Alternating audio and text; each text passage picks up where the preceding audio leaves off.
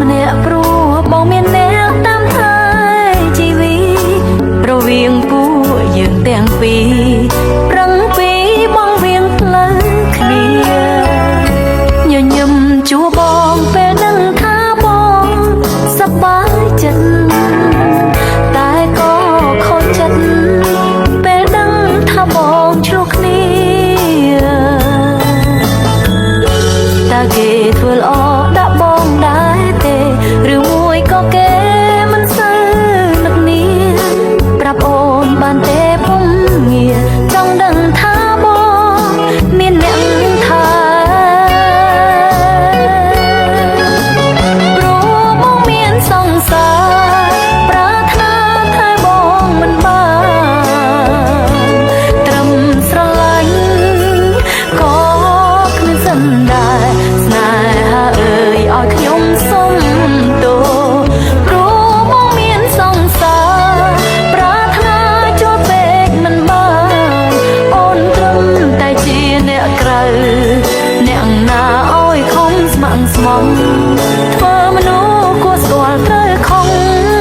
គួរបន្ទោសខ្លួនគ្មានសំណាង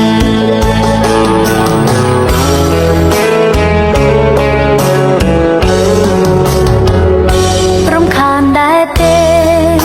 ពេលខ្លាំងតែនអូនឈឺឆ្អាលប្រាប់អូនផងណាចាំអូនខំប្រឹងជៀសវាងតើបងស្រឡាញ់គេណាស់មែនទេអូនសរសើរគេដែលមានសំណានមិនដូចអូនលងស្នេហ៍តែម្ខាងស្នេហានេះពិបាកម្ល៉េះ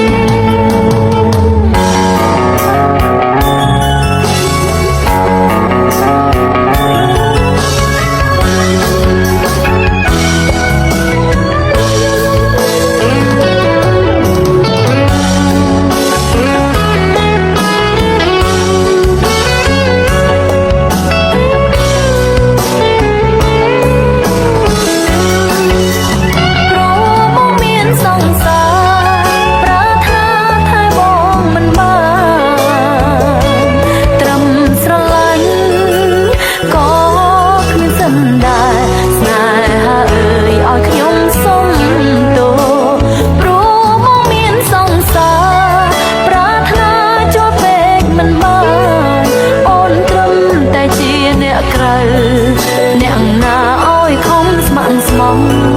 ធ្វើមនុស្សគួរស្គាល់ត្រូវខំគួរបន្ទោសខ្លួនគ្មានសំណាង